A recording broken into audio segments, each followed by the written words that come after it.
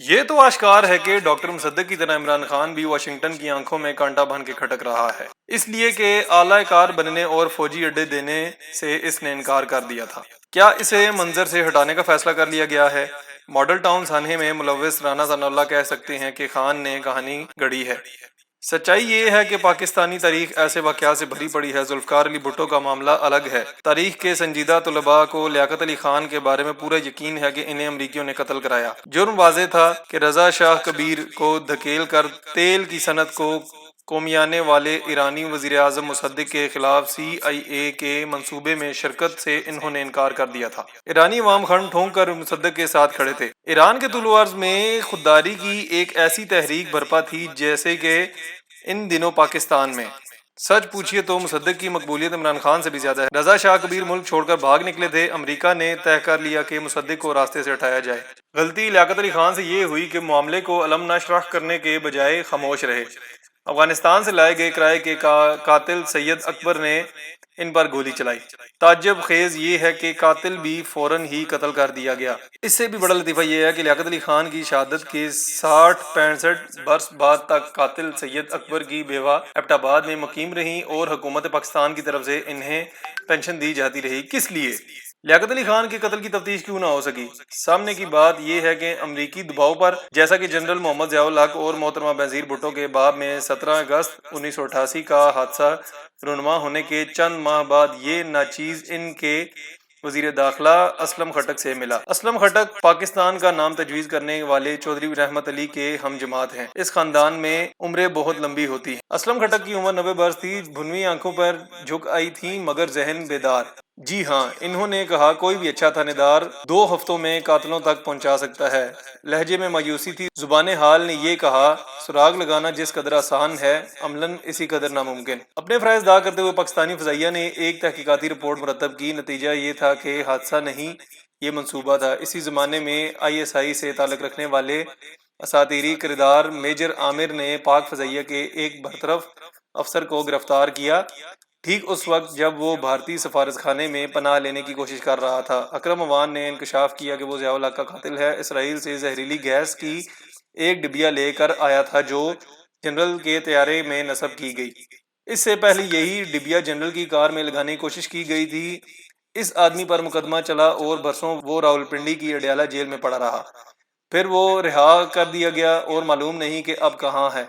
جب یہ کہانی میں نے اخبار کے لیے لکھی تو اڈیالہ جیل سے اس کا ایک خط موصول ہوا جس میں کہا گیا تھا کہ میجر نے کہانی گڑھی اور فوجی عدالت نے مان لی۔ تفصیلات میجر صاحب خود بتا سکتے ہیں، جو ماشاءاللہ زندہ سلامت ہیں اور جن کی غیر معمولی یادداشت اسی شان و شوکت سے برقرار ہے۔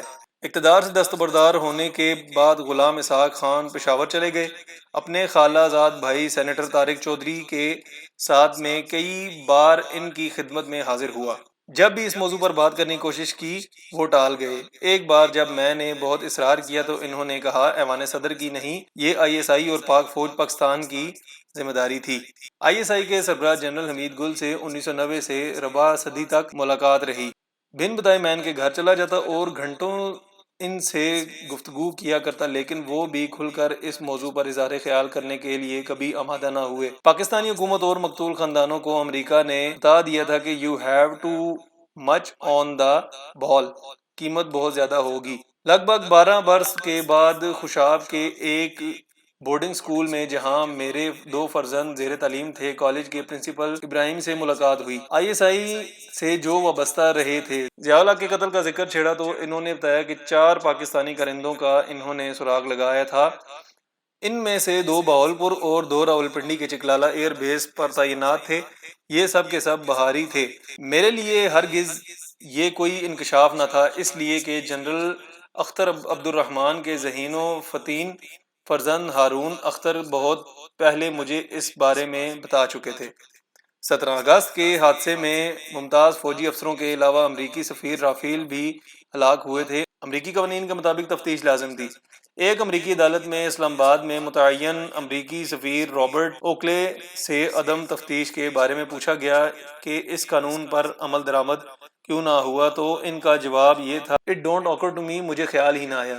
जनरल ज़ियाउल हक और अब्दुल रहमान के ख़ानदानों ने अमेरिका पहुंचकर चीखो पुकार की तो एक खातून अफसर की सरबराही में FBI का एक वफ़द पाकिस्तान पहुंचा। चंद दिन इस्लामाबाद में गुजार कर ये खातून वापस चली गई। अपनी रिपोर्ट में इन्होंने लिखा, 2 फौजी अफसरों के ख़ानदान बहुत जज्बाती वाक़े हुए।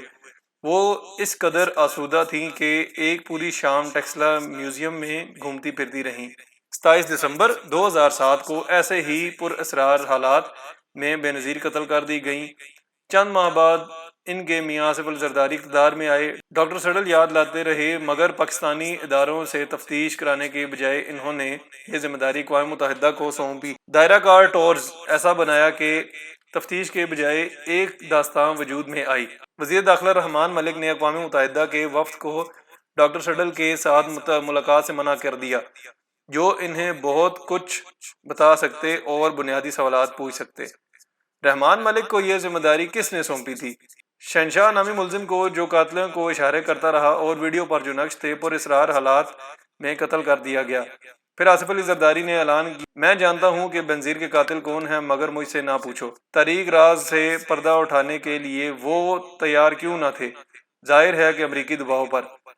अल्लाह की आखिरी किताब में लिखा है, अल्लाह जानता है कि एक जी रूह कहाँ कहाँ से गुजरेगा और कहाँ सौंपा जाएगा।